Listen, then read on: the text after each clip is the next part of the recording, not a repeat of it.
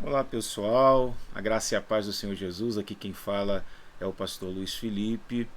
Eu gostaria de falar com vocês hoje sobre o caminho para o sermão, o caminho do texto para o sermão. Antes, porém, eu queria dizer a você que ainda não é inscrito no canal, que você pode se inscrever no nosso canal. Eu gostaria muito que você se inscrevesse no nosso canal, e não só se inscrevesse, mas desse seu like também e compartilhasse esse vídeo com o maior número de pessoas possível, para que o YouTube também venha nos auxiliar na divulgação deste conteúdo, tá certo? Eu tenho aprendido ao longo de um tempo algo muito especial que eu gostaria de compartilhar com vocês, porque assim, eu creio que tudo aquilo que a gente aprende, a gente não aprende para a gente mesmo, a gente aprende para compartilhar, para poder passar adiante. O conteúdo, o aprendizado, ele não pode parar em quem aprende, mas deve ser perpetuado através do ensino, do compartilhamento daquilo que se aprende. E eu queria então pensar com vocês nesse momento sobre o caminho para o sermão. É um assunto bastante importante que eu tenho aprendido ao longo dos meus estudos sobre pregação expositiva, e eu quero crer que Deus há de falar muito ao seu coração e também te instruir quanto à sua vida ministerial para a pregação do Evangelho, para o seu ministério como arauto do Senhor Jesus. Vamos lá. Qual é o caminho para o sermão? A gente precisa aprender um pouco sobre essa questão. A primeira coisa que eu tenho para te dizer, que eu tenho aprendido, é que muitos de nós temos uma facilidade, temos uma tendência natural de pegar o texto e de irmos direto para a contextualização do texto nos dias de hoje. Ou seja, a gente faz uma interpretação muito rápida, muito direta. A gente pega a passagem e vai logo falando dela nos dias atuais. A gente lê um salmo e traz para os dias atuais. Lê um texto dos evangelhos, traz para os dias atuais. Lê um texto do Antigo Testamento, traz para os dias atuais. A gente tem essa facilidade, parece que a tendência natural de fazermos isso. Porém, meus queridos, eu tenho aprendido que uma adesão cega ao texto, a contextualização dos nossos dias, para os nossos dias, traz muitos problemas. É o David Hume, nesse livreto aqui, Pregação Expositiva, da Edições Vida Nova, da coleção 9 Marcas, que ele diz que quando há uma adesão cega ao texto, ou seja, a gente faz uma interpretação muito rápida, muito direta e aplica para os nossos dias, há um problema. E muitas vezes pode se manifestar através de uma pregação impressionista, ou uma pregação inebriante, ou uma pregação demasiadamente devocional.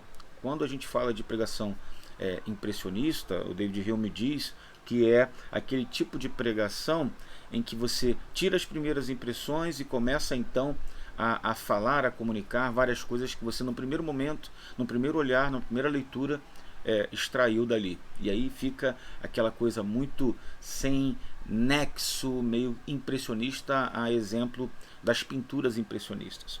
Outra coisa é a questão da pregação inebriante. O que é uma pregação inebriante? O que é ser um ébrio? Né?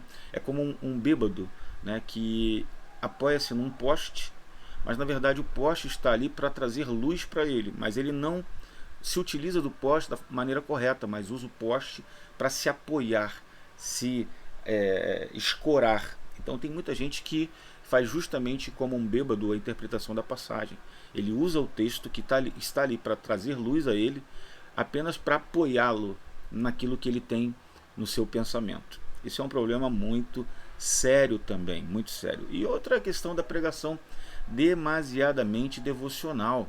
Infelizmente, tem pessoas que não fazem uma interpretação dentro do contexto, respeitando a passagem que ela foi escrita não para ele em si, mas para outras pessoas. Aquela ideia do abismo da terceira pessoa não foi escrito para a gente diretamente, como por exemplo o Evangelho de Mateus foi escrito para os judeus, o Evangelho de Marcos foi escrito para os romanos, o Evangelho de Lucas foi escrito para os gregos, Paulo escreveu para Timóteo, Paulo escreveu para os tessalonicenses.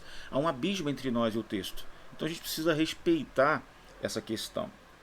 Então, esse é um problema muito sério que nós precisamos considerar na hora de preparar o nosso sermão, na hora de irmos do texto aos dias de hoje. Então, definitivamente, a gente precisa considerar que não há uma conexão direta, uma contextualização direta para os dias atuais. O caminho do texto para o sermão precisa ser respeitado em suas trajetórias, em suas etapas. E quais são então, pastor Felipe, as etapas do texto até o sermão? O que eu preciso respeitar?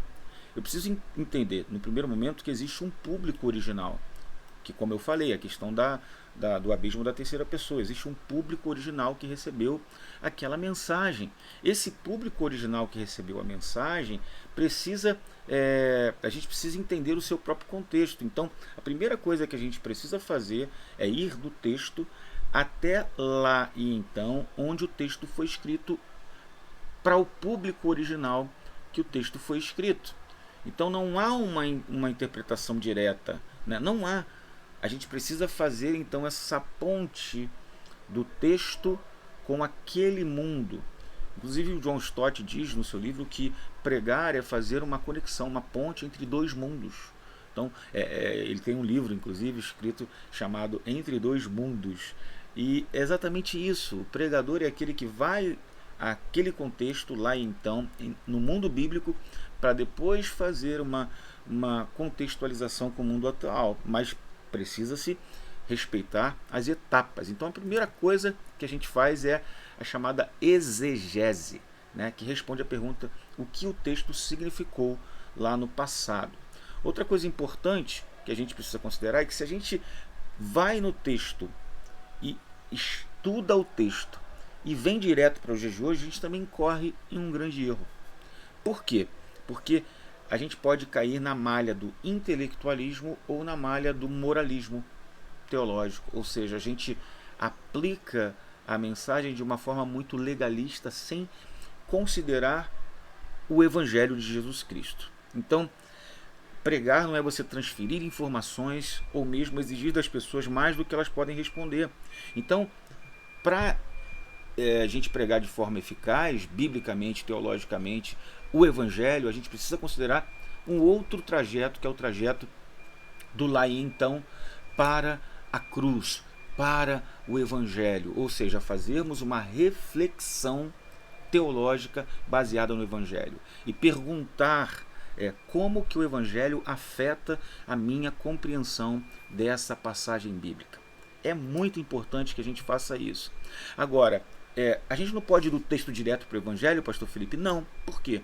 Porque se nós formos do texto direto para o Evangelho, a gente vai fazer uma espiritualização alegórica do texto. A gente vai pregar uma mensagem muito espiritualizada. A gente não vai pregar considerando o fato histórico. A gente vai deshistoricizar a passagem bíblica, alegorizar a passagem bíblica, indo do texto direto para a cruz, direto para o Evangelho. Então a gente precisa respeitar essas etapas. Primeiro, do texto para lá e então, que é a exegese. Depois, de lá e então, para a cruz, para o Evangelho. Então a gente aprendeu aqui, está aprendendo que não há um caminho direto, não há adesão direta, uma contextualização direta. A gente precisa respeitar a exegese, a gente precisa respeitar a reflexão teológica, que é a pregação centrada no Evangelho, entender o que a cruz diz sobre o assunto, como Jesus e sua obra podem fazer com que a gente tenha uma interpretação correta da passagem. E aí sim, por último, a gente prepara o texto homileticamente, ou seja, a gente faz todo aquele trajeto de preparar a introdução, preparar a conclusão, preparar os tópicos do desenvolvimento do sermão. Aí sim a gente vai aplicar, considerando o nosso público-alvo. Então, essa é a maneira certa de se pregar a palavra de Deus.